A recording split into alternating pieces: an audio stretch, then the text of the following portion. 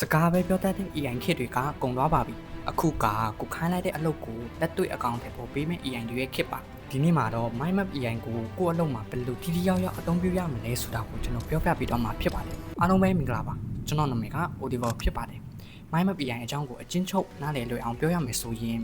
စင်ကာပူအခြေခံ site Butterfly Effect Company ကတည်ထောင်ခဲ့တာဖြစ်ပါတယ် Meta Company က$2 billion လောက်အထိပေးပြီးဝယ်ယူထားတဲ့ generative AI agent တစ်ခုဖြစ်ပါတယ်သူက ChatGPT လို့ Gemini လိုမျိုး AI မဟုတ်ပဲ reality မှာလူတွေရဲ့အလုပ်ကိုမလုပ်ပေးနိုင်တဲ့ AI agent တစ်ခုဖြစ်ပါတယ် MindMap AI ကတခြား AI တွေထက်ဘာတွေပိုတာတယ်လဲဆိုတာကိုအချက်5ချက်ဖြစ်ကျွန်တော်လက်တွေ့လှုပ်ဆောင်ပြီးပြောပြပေးတော့မှာဖြစ်ပါတယ်နောက်ဆုံးမှာဆိုရင် free credit တွေနဲ့ပဲ MindMap AI ကိုဘယ်လိုထိထိရောက်ရောက်အသုံးပြုရမလဲဆိုတာကိုလည်းပြောပြပေးတော့မှာဖြစ်ပါတယ်နံပါတ်1တစ်ချက် output quality အရန်ကောင်းမွန်ခြင်းကျွန်တော်တို့ prompt တစ်ကြောင်းလောက်ရေးပေးရုံနဲ့တင်အရန်တည်တက်ပြီးပြည့်စုံတဲ့အဖြေတစ်ခုထုတ်ပေးပါတယ်ထူးခြားတာကတော့အဲ့ဒီအဖြေတွေကို file အနေနဲ့ပါအလိုအလျှောက်ထုတ်ပေးတတ်တာမို့လို့ဒီအကြောင်းသားတွေဒါမှမဟုတ်ဒီရုံးသမားတွေတော့တော်တော်လေးကိုအဆင်ပြေပါတယ်ကျွန်တော်တို့အရင်ဆုံးလက်တွေ့မှာအရင်ချိုးတွေနဲ့နိုင်ရှင်ကြည့်ပါမယ်ကျွန်တော်တို့ Google Gemini AI ကိုတွားပြီးတော့ငါ့ကို YouTuber တယောက်အတွက်ဗီဒီယိုလုပ်ဖို့ system ဆွဲပြီးပါဆိုပြီးကျွန်တော်ခိုင်းကြည့်မယ်ခိုင်းကြည့်ပြီးတော့သူ့ရဲ့ output ဘယ်လိုထွက်လာမလဲဆိုတာတစ်ချက်လောက်စမ်းကြည့်ကြည့်မယ်ပေါ့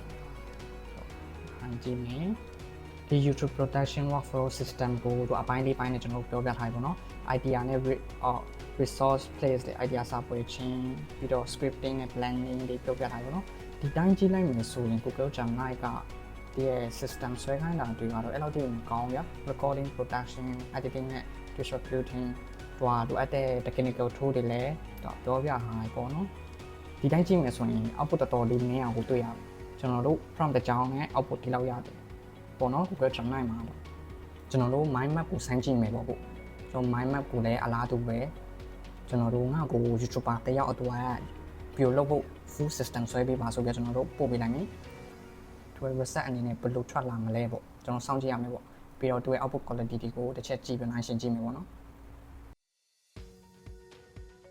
ဒီရဲ့ MindMap မှာတခုကောင်းတာသူဘယ်လိုပြင်ဆင်ထားလဲဆိုတာကိုသူကတိုက်ရိုက်ကြည့်လို့ရရင်ပေါ့နော်ဒီမှာသူပေးကနေယူထားလဲပေါ့ကျွန်တော်တို့ပေးတဲ့ input တွေက output ပေါ့နော်ကျွန်တော်တို့ပေးတဲ့ output တွေကဘယ်ကယူထားလဲဆိုတော့ကျွန်တော်တို့တိုက်ရိုက်ကြည့်လို့ရတယ်တော်တော်ကောင်းတယ်ပေါ့နော် MindMap AI မှာတခုကောင်းတာက output quality ကကောင်းတယ်ပြီးတော့လည်းတခြားသော AI တွေတက်ဆိုင်ပုံယုံရပေါ့နော်ဘာဖြစ်လို့လဲဆိုရင်တော့သူကကျွန်တော်တို့ပြထားတယ်ဘယ်ကနေယူထားလဲပေါ့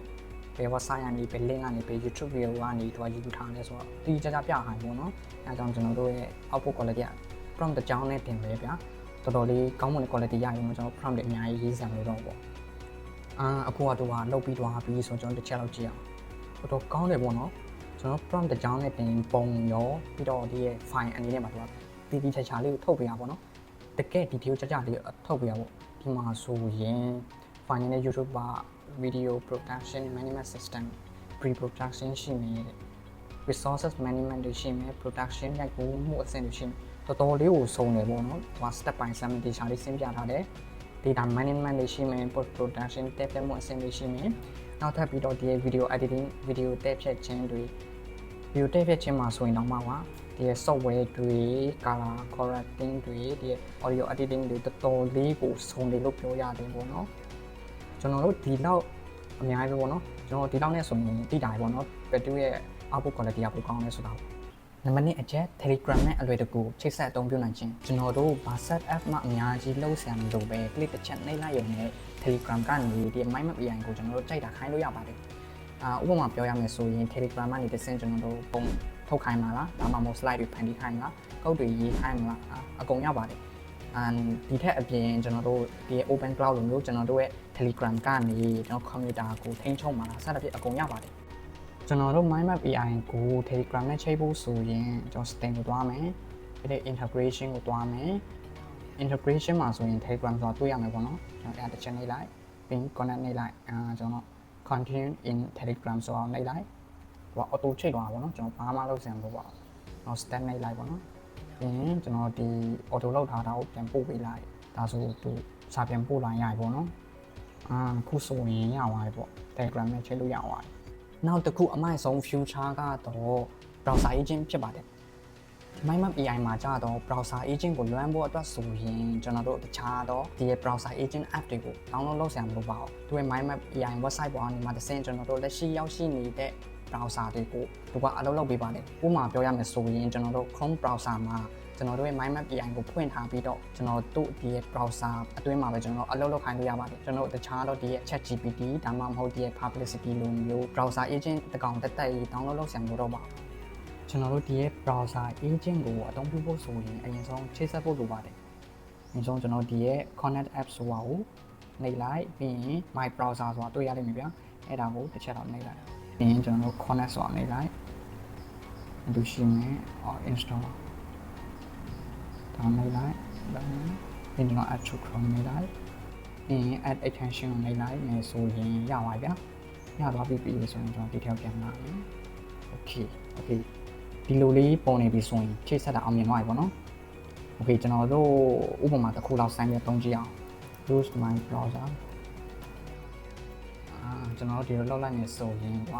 ကျွန်တော်တို့ browser ကိုသုံးပြီးတော့ reset လုပ်ပြီးတော့မှာဗျာတော့တောင်းခွင့်ပြုပေးလိုက်ပြီးပြီဆိုရင်တို့က reset လုပ်တော့မယ်တော့တွေ့ရတဲ့အတိုင်းပဲဒီမှာဗျာတော့ reset လုပ်ဖို့လုပ်တယ်ပေါ့နော်ကျွန်တော်တို့တခုတတိထားရမှာကဒီရဲ့ agent browser တွေတုံးမယ်ဆိုရင် credit တော်တော်ကုန်တယ်ပေါ့နော်သူကကြာတဲ့လောက်ကျွန်တော်တို့ပေးရတယ်ပေါ့နော်ဒါကြောင့်ကျွန်တော်တို့မလိုအပ်ပဲနဲ့တော့ဒီ agent browser တွေရှော့မသုံးနဲ့ပေါ့နော်နံပါတ်3အချက် my computer